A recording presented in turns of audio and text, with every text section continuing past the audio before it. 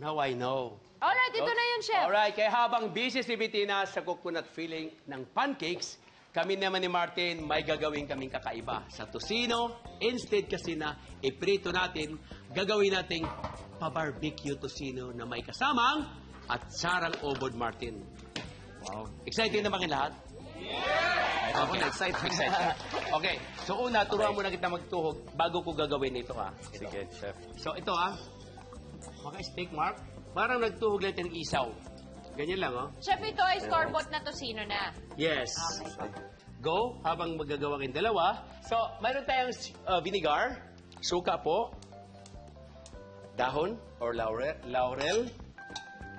Para lalo gumanda, lagyan pa rin natin ng kaunting pamintang buo. Then, of course, may sugar. Lagyan ko ng isang pirasong sili. Yung green chili, ganyan lang, slice lang siya. Sige lang, basta maituhog mo siya. Ay, sobrang laki.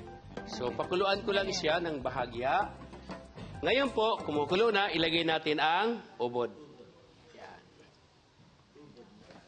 So, mantika dito, Mark. Lagyan mo ng mantika.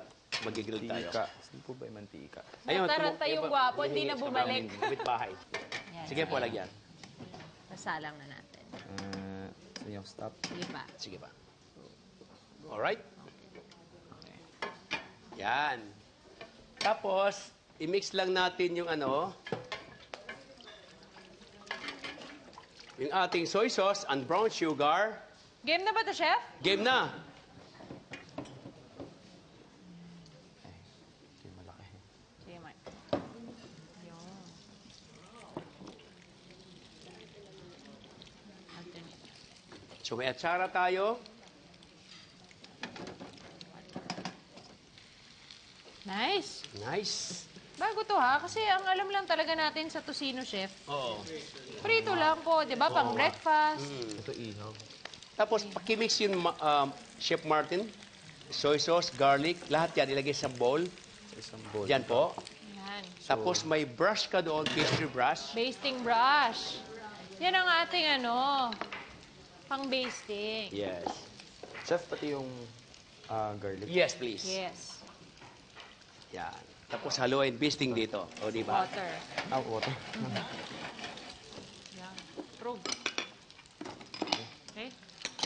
Tapos... Ang kagandahan dito sa obod, kapag may suka talaga siya, pinakuluan, hindi nangingitim, pumuputi. I-brush natin dito sa... Kasi nag-oxidize siya, Baliktarin Chef. mo muna ganito. Hindi siya nag-oxidize. May acid. So, dahan-dahan, ha? Kung takot ka, lagyan natin ng tong. Kung takot ka, upo Lagyan ka natin na ng lang. tong. Ito. Ito, Ma. Yan. Mabilis siya maluto eh. Talaga, Galaw-galaw, para di ma-stroke. chef na chef kayong dalawa ha. I'm so happy. Wow! Finally, nakaupo ka rin Finally, dyan. nakaupo ako. Oo, bagay sa'yo, bagay. Para kang artista. Bagay sa'yo. Talaga. Bagay nga ako sa set, naka-gray pa ako. Oo, bagay Gray sa'yo. din yung ref. Okay na. Yan. Brush mo na. Sino skewer, chef? Brush mo na. Pali... Ganito po. Yan. Yes, ganito brush po. lang. Sauce na. Yan. So maganda ito kasi parang barbecue, puro iba. Dahil mayroon siyang timpla na, so parang pag nilagyan mo siya ng soy sauce na light, kumakapit-kapit na siya. Opo. Correct.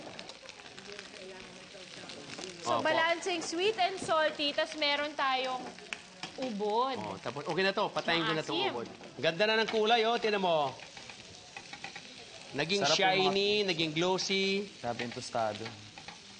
Ang sarap. Ganda ng kulay, no? Wow. Lalagyan ko. Di ba?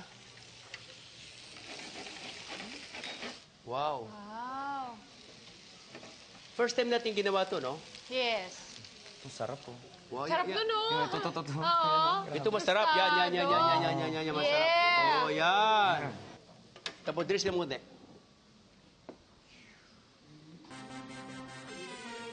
Nice one! Ito na!